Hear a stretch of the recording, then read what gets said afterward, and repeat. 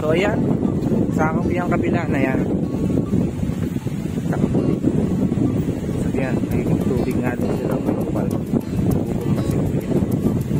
So na yan po, sa kuryente po area.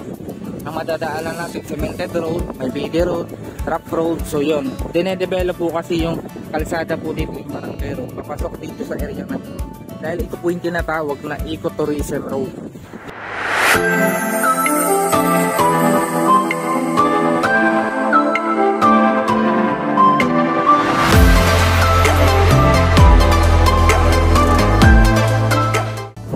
So hello guys, bagong property po itong ating napuntahan. So kung naghahanap naman po ng bakasyonan ng kanilang beach, meron po tayo ngayong available. Subdivided po ito, 1,000 square meter, dalawang 1,000 square meter. So ito po yung along the barangay road naman. Dito lang po ito sa Calao, Quezon, barangay Kapuluhan, barangay Kapaluhan. So ito po yung ating property. So yan, 1,000 square meter po available yan. So beachfront po siya. So yan po yung ating tapat, yan dagat na yan. So medyo malakas ang hangin ngayon. So may pagka white sand naman siya, yung gray po, baga na pino yung kanyang buhangin. So makita nyo po, ayan po, pino po ito. Napaka-pino niya, basa yung buhangin niya, kaya parang ganyan, matigas po ito. Parang matigas siya kasi basa. Pero ito yan po, pag tuyo naman, pag init, nabubuhaghag po ito. Maganda ang pagkakabuhangin niya. So pinong-pino pa rin. So wala naman siyang bato, hindi siya mabato na like that. So mahaba ang hibas nito, sa hanggang doon pa kasi ito, malaya na yun. So ito po yung available, 1,000 square meter, then may 1,000 square meter pa po doon. So ito po yung subdivided naman, sagutan ng may-ari lahat.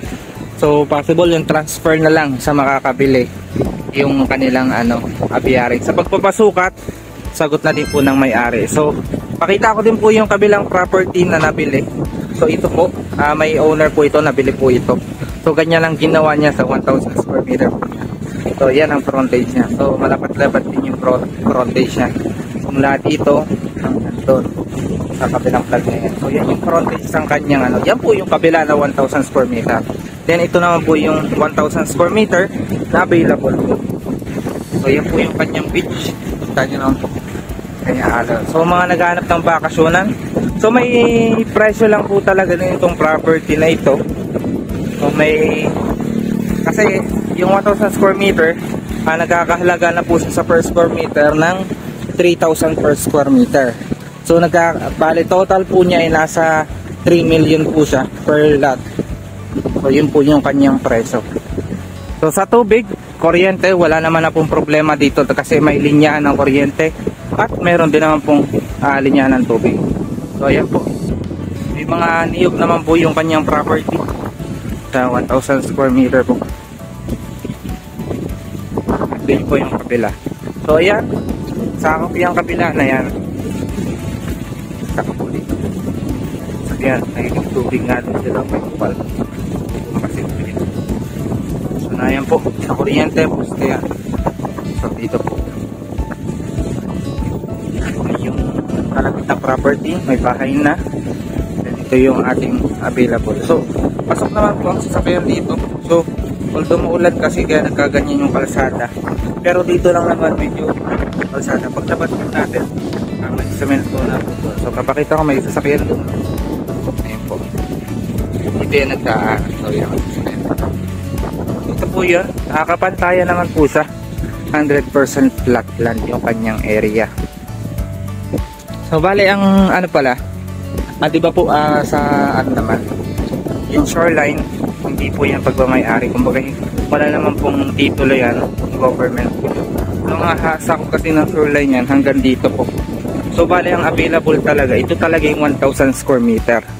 Pero dahil nga ito yung katapatan na mismo nito, ito yung katapatan ng sakop po yan lahat yan. Kagaya po ng ginawa po dito sa property dito. So ayan po, may bakod na siya hanggang doon.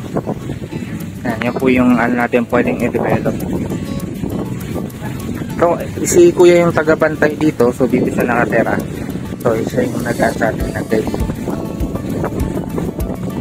Kuya, mga ilan ang frontage nga niya? Mga ilang meter? Diba, ito kaya for example, ito 1,000 ano yan? hanggang doon 14 meters ha? Yung 1,000. Okay. So yun yung frontage niya sa dagat. Ito pong 1,000 square meter. So ayan, alinisin lang. So kita nyo naman yung kabilang property dyan. To operate na yan na resort. Kalapit na yan. And yan kapantayan. Ganda rin naman yung buhangin niya sa bakasyon na. So yung kabila na yan, available pa yan. So dalawang lote na lang po itong available dito na tig 1,000 square meter.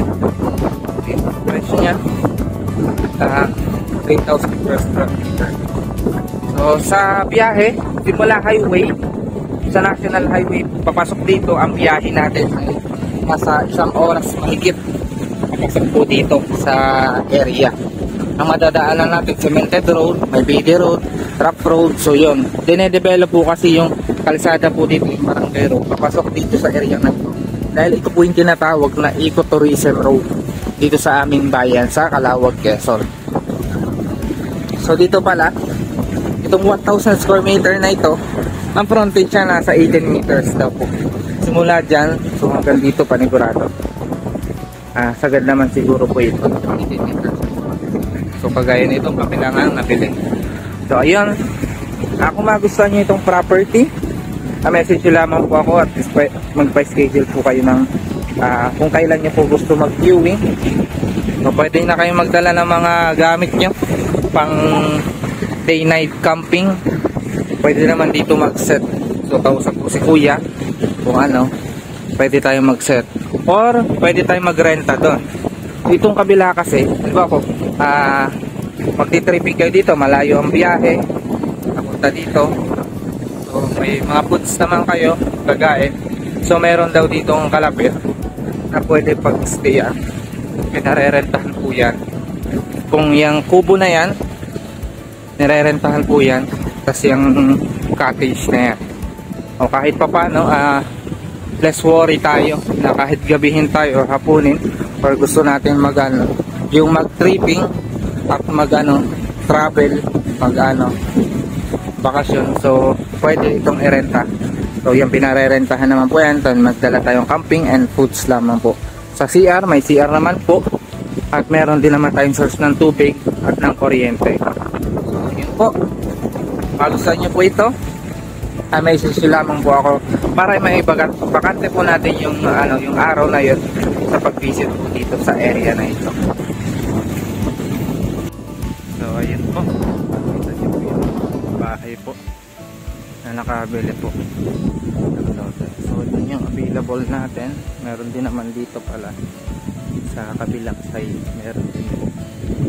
So ito yung portion kasi na maganda-ganda po. Nakabilibit po. So maganda po nito, pwede pala dito installment. 50% yung down, then upon release of title, tsaka nyo na yung another 50% installment nyo na lang din yun kahit pa paano makakalas naman yun.